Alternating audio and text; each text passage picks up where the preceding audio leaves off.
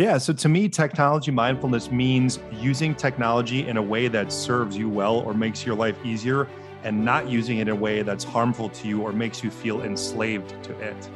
There was many days, this was after I became an entrepreneur, so I had much more autonomy and much less structure in my days. And I would, be working at home, and I would, do a bunch of stuff and check emails and all these things. And I felt super busy, right? But then at the end of the day, I would ask myself really frequently, well, if I had to write down a list of everything that I actually accomplished today, what would be on that list? And the answer was not very much. Any kind of screen time use, even TV use before the age of 5, can contribute to the incidence of autism, especially in males. So I really believe that the amount of love, success, and happiness in this world are infinite. And so imagine how much love, success, and happiness we could all have together if we all decided to put humans first. Welcome, everyone, to the Revolutionary Man podcast. I am the founder of The Awakened Man and your host, Alan DeMonso. No matter what we do today, technology surrounds us. As we get deeper and deeper into the Internet of Things sphere, we can find ourselves getting lost in a multitude of apps and programs, all geared towards making us more efficient. But is it really? Well, today my guest is going to unpack a framework that he calls technology mindfulness and how we can change our work lives into a 4-day work week.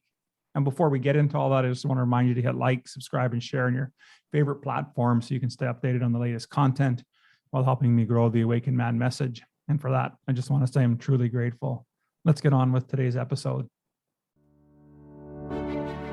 The average man today is sleepwalking through life, many never reaching their true potential, let alone ever crossing the finish line to living a purposeful life. Yet, the hunger still exists, albeit buried amidst his cluttered mind, misguided beliefs, and values that no longer serve him. It's time to align yourself for greatness. It's time to become a revolutionary man. Stay strong, my brother. So I just want to ask you a couple of questions, guys. How do you use your technology to make your tasks more efficient? And do you actually have a framework for ensuring that it's doing just that? To me, I wonder if we put that much thought into it. And I know I didn't, and I don't do that very, very often or at all, really. And it's kind of like a zombie time, isn't it? We sit with these apps and it's just click through here, all the applications. And, with my fidgety habits, it's not hard for me to blow away an hour or 2 hours just clicking through without making much progress in the work that I'm actually trying to get done. I don't know for you if that sounds familiar or not. And even if it doesn't, you know what? Great, good for you. I'm really grateful for you. But if it does, I really want you to listen to today's episode, because today my guest is Rob Krecak. And Rob is a thrill seeker, a self-professed nerd, question asker, voracious reader, competitor, and keynote speaker and business builder. And when he first got his first Wall Street job to sell a side equity and analyst out of college, he thought he'd made it. And after buying everything he ever wanted on his wish list, good for you, buddy, he realized that he still wasn't happy. Isn't that so true for all of us, eh? He listened deep down to a desire to find more, to help more people by leaving this finance area to eventually owning 3 Anytime Fitness health clubs. Hey, man, I'm a member of one, and 4 uBreakiFix cell phone repair stores. So truly an entrepreneur at spirit. But as someone vulnerable to technology's addictive hold, especially at a young age, video games and Facebook in particular, Rob is now on a mission to help individuals and companies reduce the burnout and get back time to master their careers and their lives. And so he's founded the Humans First website to provide a one-of-a-kind coaching experience that analyzes and coaches people's efficiency and energy by paying attention to their mindfulness through technology. Well, welcome to the show, Rob. How are things today? Yeah, thank you so much for having me, Alan. Really grateful to be here and really excited to talk to you and the listeners. Yeah, absolutely. I really like the idea of this combination of technology and mindfulness. But I always like to start my podcast by asking my guests about being on a hero's quest. It's something that we speak a lot in the Awakened Man program. And as you know, the hero's quest or the hero's journey is all about the trials and tribulations that we're facing and as we go through life.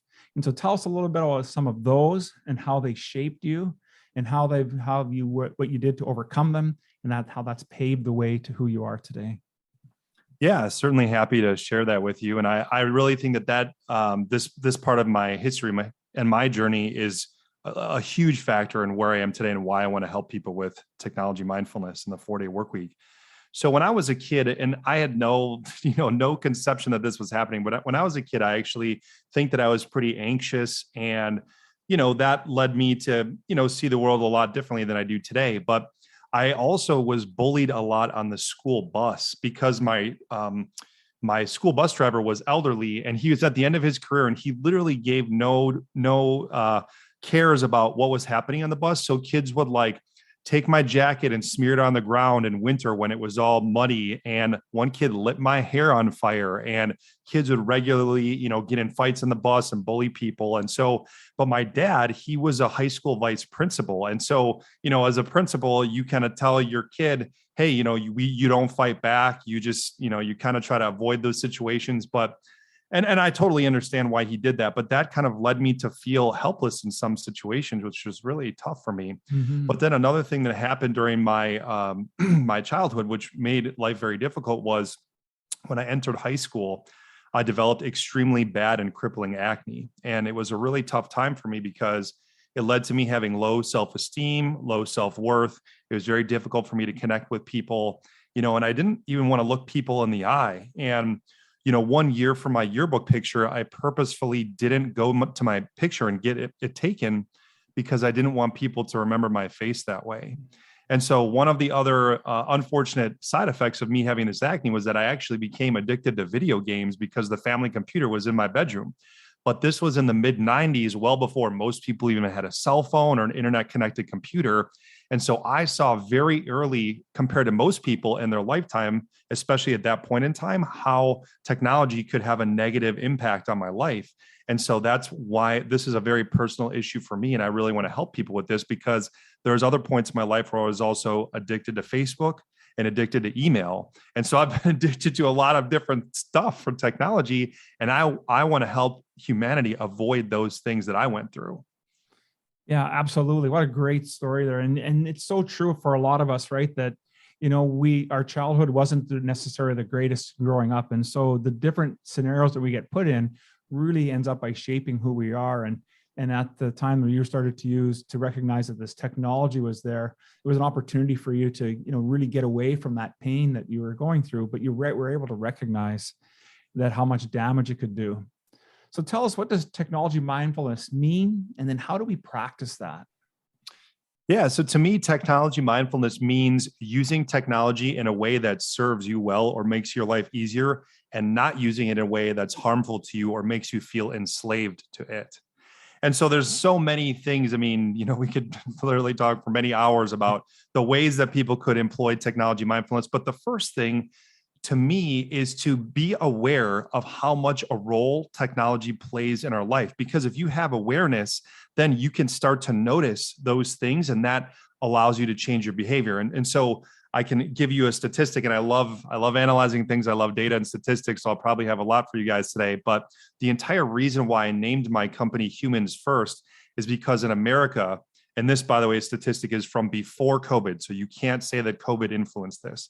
Before COVID, the average American spent 12 hours and 21 minutes a day in front of screens and media. Wow. In other words, we are spending 3/4 of our waking lives, 7 days a week, in front of screens and media. And that's just not how humanity was designed to be. Screens aren't in nature. They're not natural. And so if we're spending 3/4 of our waking lives in front of those things, there's bound to be some negative repercussions that we probably aren't even thinking about or aren't aware of. And so the name of my company, Humans First, is a reminder to everyone that the most joy and happiness and purpose and meaning in our lives comes from putting humans first and not technology first.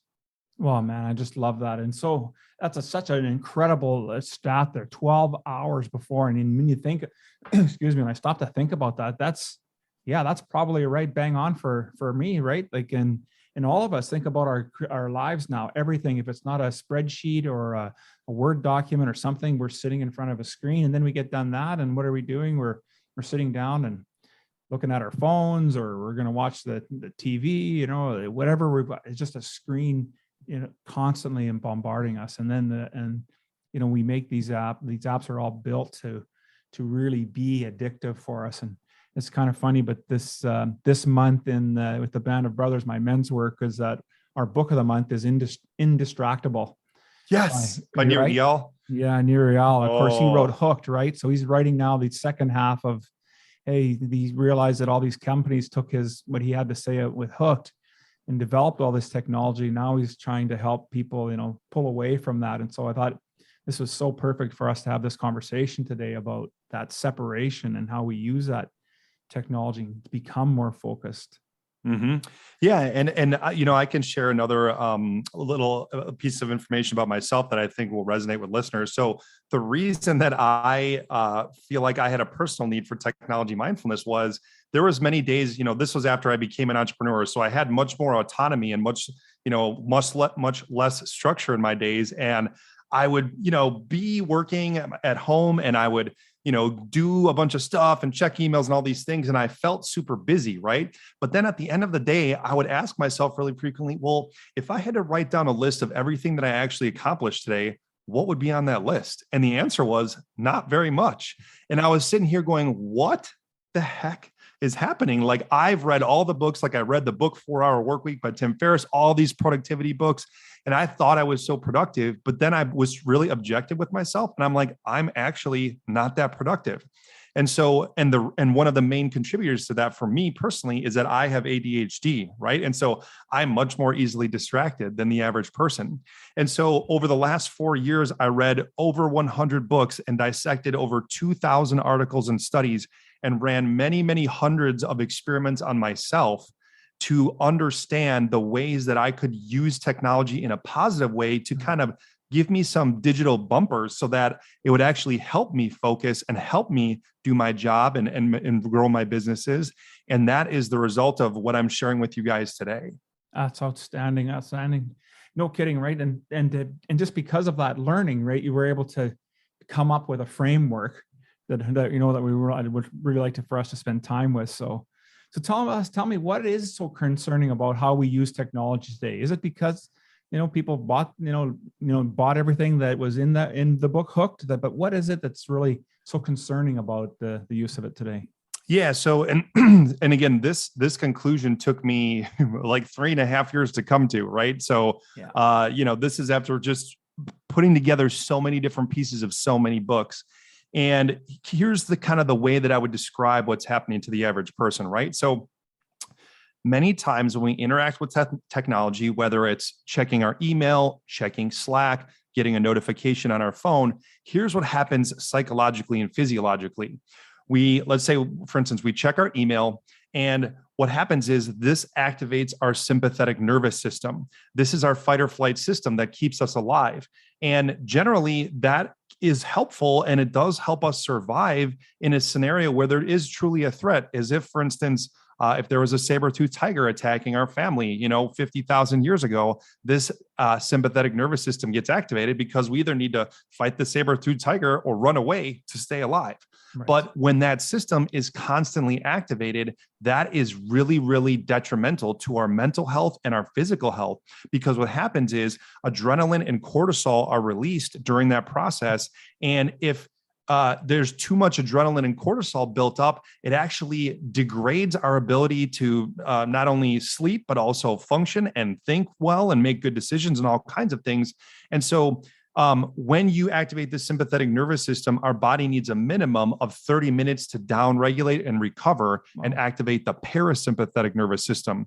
Well, the statistics are the average white collar worker checks their Slack and email inboxes once every 6 minutes, and we get a smartphone notification once every 15 minutes. And so if you're doing the math, we're getting interrupted by technology way more frequently than once every 30 minutes. And so what's happening to the average person is their sympathetic nervous system is just getting amped up the entire day because we don't have time to recover.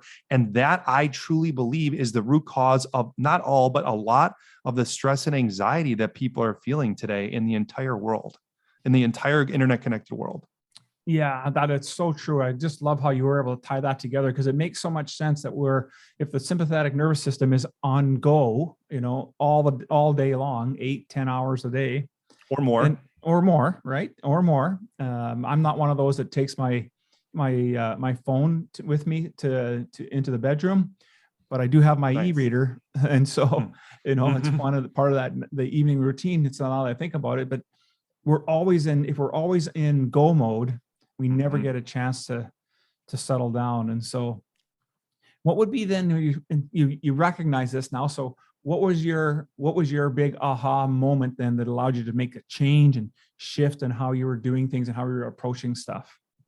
Yeah, so I can kind of explain to you the story about how I realized that technology mindfulness is really what the world needs. So I was in one of my cell phone repair stores, checking people in like I'd done, thousands of times. And so this middle-aged woman came in with her son, and I would just guess that her son was maybe 15 years old, right? Yeah. And so she's physically pushing her son up to the front counter, and she said, "Hey, Tyler, you need to describe to this man what happened to your phone." And he had broken his phone. And so the kid looked at me, and I just felt so terrible for him because he couldn't look me in the eye. He couldn't stammer out a sentence, right? And he just had very poor body posture.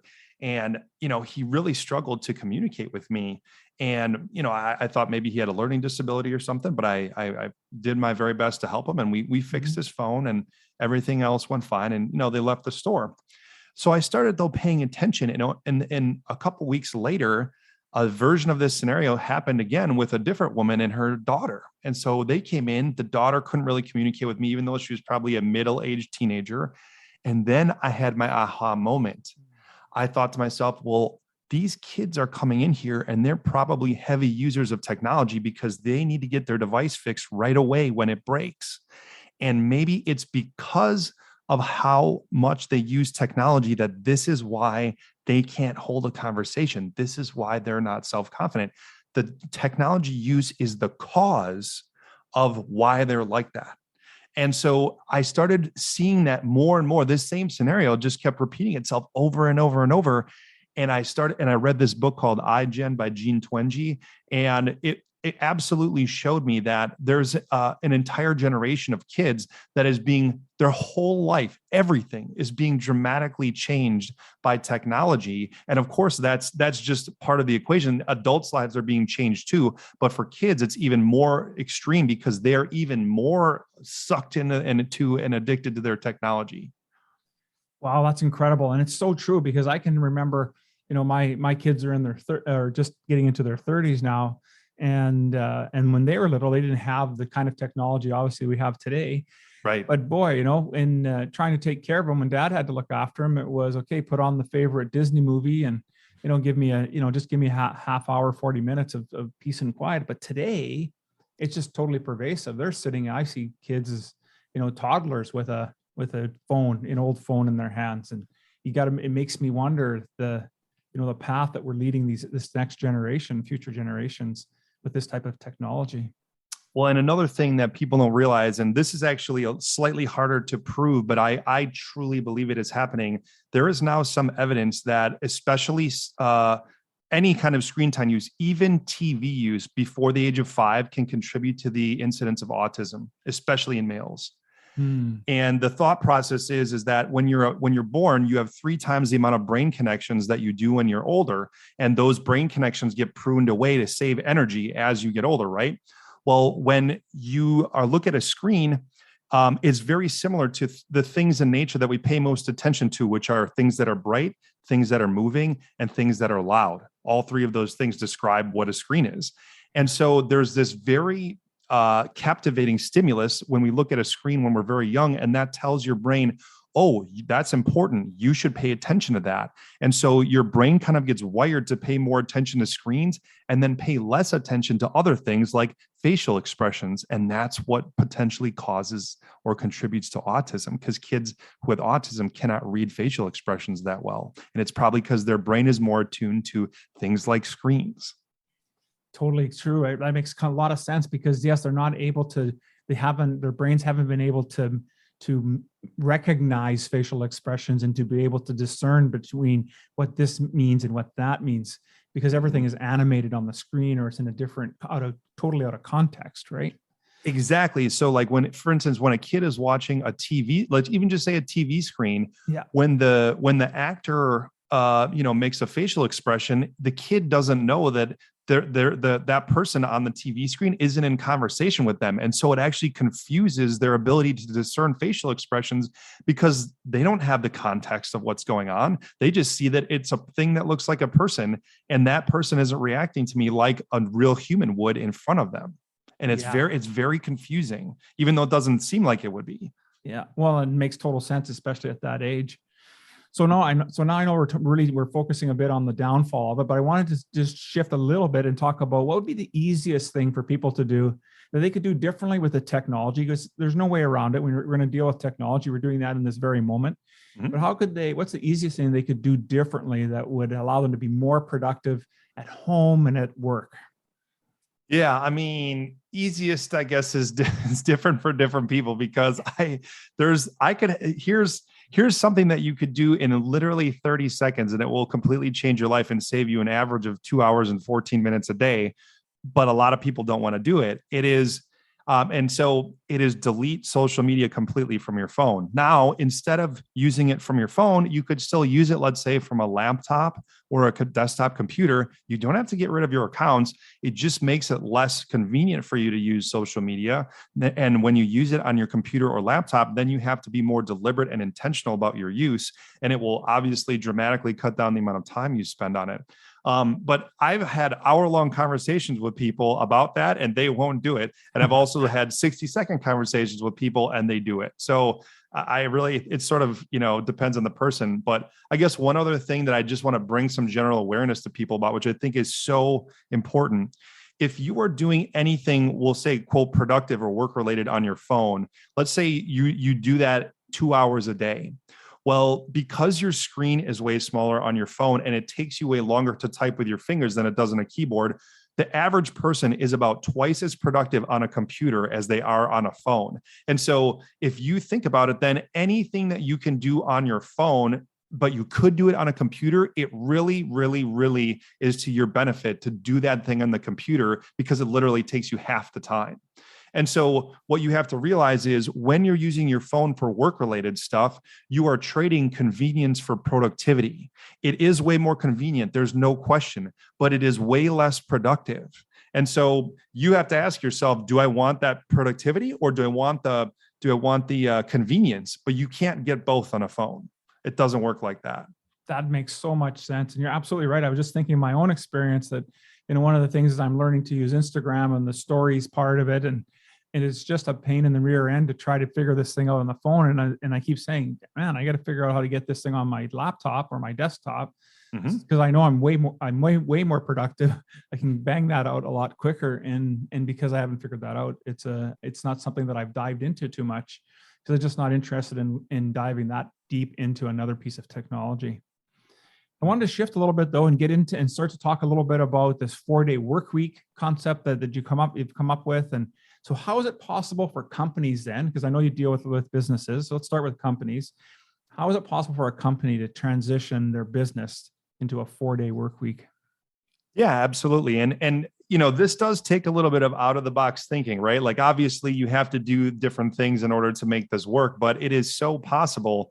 The two main concerns people have when I talk to them, or companies have, right, are the following. The first one is, well, how on earth can I get 5 days of work done in 4 days, right? And then the second one is, how can I, take care of scheduling or coverage concerns? Because if my clients want me there for 5 days a week, but my employees work 4 days a week, well, how can I make that work? And so I can just kind of address both of those and help them, help people understand a little bit more how this definitely is possible. So I'll take the second one first. So basically, let's pretend you need client coverage for 5 days, but you only want the employees to work 4 days.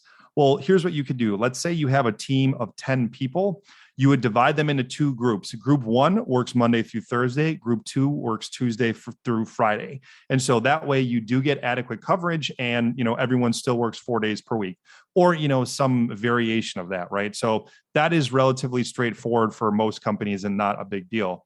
But the second one is, well, how do you, do 5 days of work in 4 days? And I'll just give you an example that I have of a client, an individual client of mine.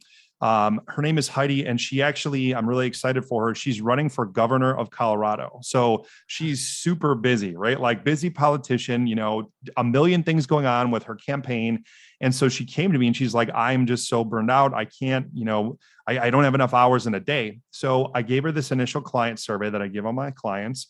And then I worked with her for just 2 hours, and she was super, super open-minded and basically took every single suggestion I had. And we measured her screen time on her phone with the screen time app. So it's a very objective measure. You can't game it. It's built into the operating system. We measured it before my interventions and then afterward. And what we found is that she actually saved over 40 hours of screen time per week.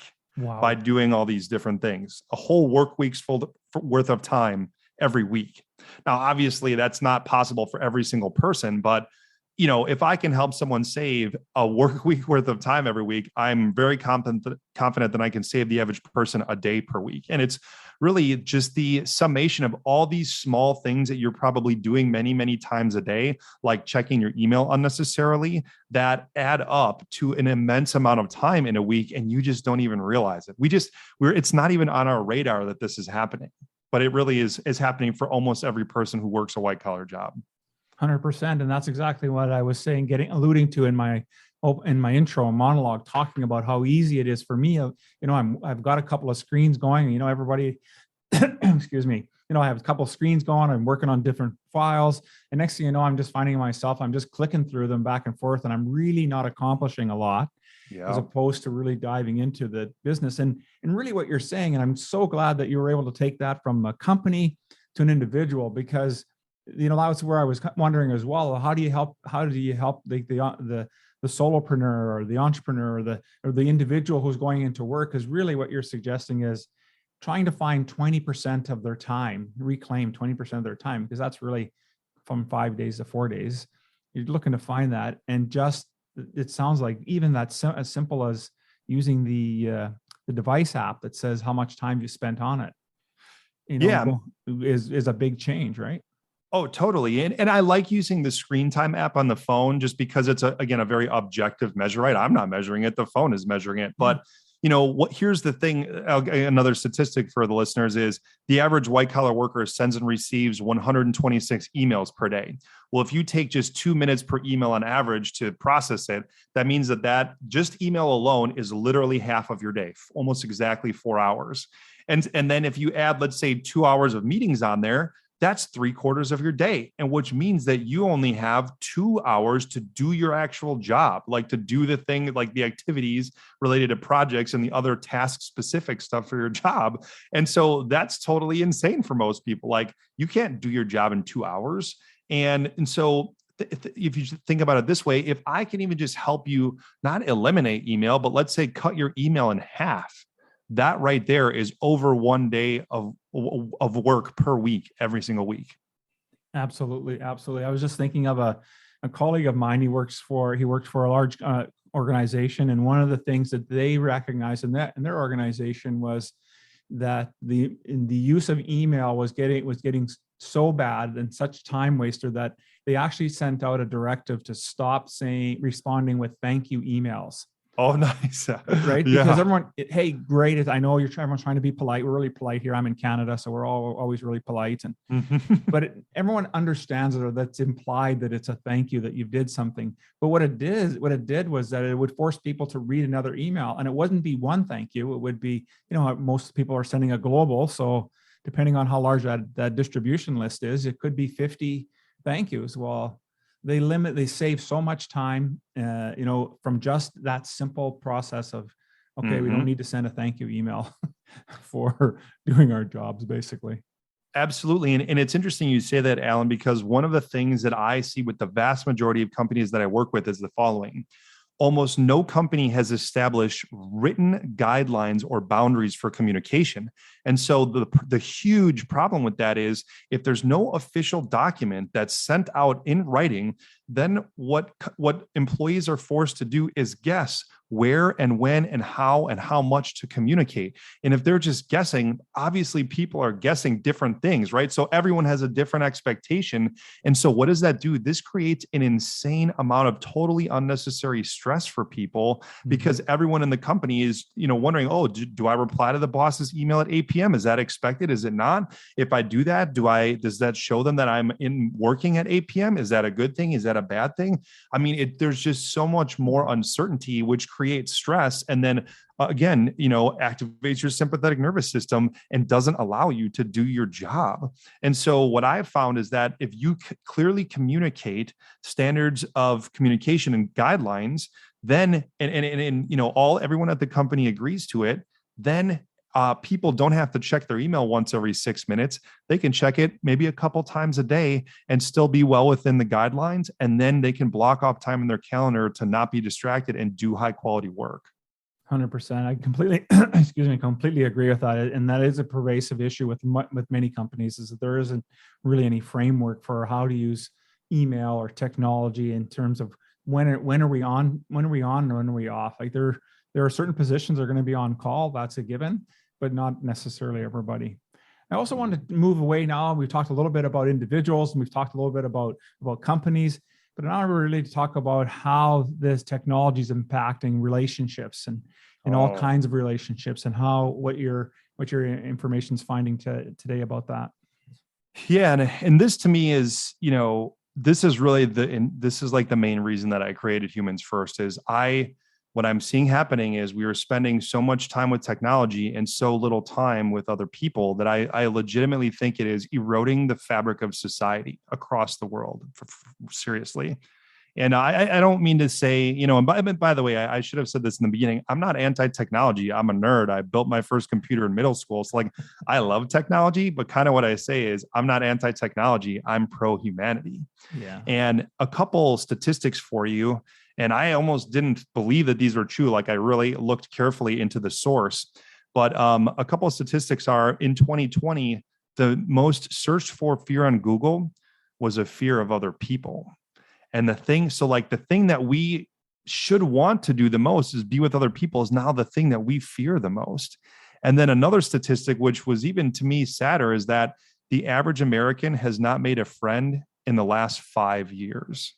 How is that even possible? And again, that was pre-COVID. That didn't include COVID, right? That wasn't so, the sense of closeness and relationships and cohesion and connection with people is not here anymore. It's not what it used to be. And, I've kind of played around with the tagline for my company as being restoring human connection, because that's really what I hope people do. Is if they just listen to this podcast and think a little bit differently and think to themselves, hey, you know what, even if here's kind of my challenge to listeners, right? The average American is on social media 2 hours and 14 minutes a day. Here would be my challenge to you. What would happen if you did this? What would happen if you just cut that time in half? I'm not saying don't use social media. You just cut that time in half and took that hour and 7 minutes that you have per day and spent that with people that you care about in your life, like your spouse, your children, your good friends, or even just call people and talk to people that you haven't seen or heard from in a while and rekindle some relationships. How much better would your life be if you did that? I think it would be infinitely better than it is now. And I just think that people aren't even thinking about doing that kind of stuff. Yeah, totally true. And it reminds me of the story in Indistractable, where Nir talks about sitting with his daughter, and he's done everything pretty much right. He's booked time with his daughter. It's just going to be him and her. They're going to do something, but lo and behold, he's sitting there on his phone, and so he's not paying attention. And so that's exactly what you're saying. Is it's just, what if we just cut that in half, and truly left the phone aside or left the technology aside to allow us to spend time to gain that connection? Because I really think, if anything, I think people were pretty excited about how we can use technology differently with, through the pandemic. But it's got to a point now where I think people are just tired of being on a Zoom call, being on a Teams call. They want to have some human interaction. And hopefully this is a pivot for us as a society to start changing that and getting back into more face-to-face and one-on-one conversations with individuals. Yeah, I have two other quick thoughts for you. The first one is, in life, when you say yes to something, you're saying no to something else. And so I hope that people realize when you say yes to using your technology, you are unfortunately saying no to spending time with your family. And that to me is, when you think about it like that, like I'm saying yes to scrolling on social media, that means I'm saying no to spending time with my kids. that to me is kind of like a gut punch of reality. But another thing that I want to share with people is that there's actually a chemical difference in how we interpret being with other people. So warm human touch and people being in person releases more oxytocin and serotonin in our brains. These are the chemicals that make us feel cared for and supported and loved and connected. And when you do things online, like text message or email, it doesn't release as much or almost no serotonin or oxytocin. And so the more that we go toward digital communication and the less we go away from in-person communication, the less serotonin and oxytocin we experience as a society, and the less sense of support and love and care we feel. And that is also very bad, because it's making our ability to deal with stress even worse. So technology is simultaneously increasing stress, but decreasing our ability to deal with it. And that to me is really the dynamic that's happening with the root cause of a lot of the mental health crisis in America. I truly believe that that's what's happening. Yeah, it makes a lot of sense too. And that, it is so true, right? We are energy beings. And so when we're doing it through a Zoom call like we're doing today, it's a different feeling. How much better would it be? How much more impactful? And you've got lots of energy, Rob. So I could totally feel that through the screen. But if we were in the same room doing this, it would just be, off the charts, because of it's just that energy. We can actually feel that with people, and it's just a totally different experience, right? Yeah, and that's the transfer of emotion between people is called limbic resonance. And I've read a bunch of studies and an entire book on this, and it is truly a human phenomenon. That's why, for instance, when you go to a concert, right, a music concert, you just experience that concert so differently in person versus watching a concert on a screen, because there's this limbic resonance with all the people in the audience, and you're a part of this group experience. Absolutely. Absolutely. Of everything we talked about today, and maybe there's something we have yet to touch on, what would be the one takeaway you would want our listeners to remember? Yeah. So I really believe that the amount of love, success, and happiness in this world are infinite. And so imagine how much love, success, and happiness we could all have together if we all decided to put humans first. Oh, I love that. What a great way to wrap things up. I just want to say thank you so much for spending time with me today, Rob. We did a great job of bringing mindfulness and technology together. It's like nothing I've ever heard before. And I just think we want to say thank you so much for doing that. Now, if someone wanted to get involved with your work or involved with one of your programs, what's the best way for them to reach out to you? Yeah, absolutely. Well, I'd love to have people check out my website. It's humansfirst.us. And another thing that I wanted to offer the listeners today, Alan, is a free 30-minute technology mindfulness call with me, or a consultation for me to, help them out. So all people need to do to redeem that is just email me. My email address is rob@humansfirst.us. All they need to do is just mention this podcast, and I'm happy to set up a half an hour call with them so that I can help them with their technology mindfulness. Love that. So what I'll do is I'll make sure that all that information is in the show notes, so that folks, when we can reach out to you, they'll know exactly what to do. I just want to say once again, Rob, thank you so much for spending time with me today. It was an outstanding conversation. Yeah, thank you. I'm really grateful for everything, Alan. Appreciate you.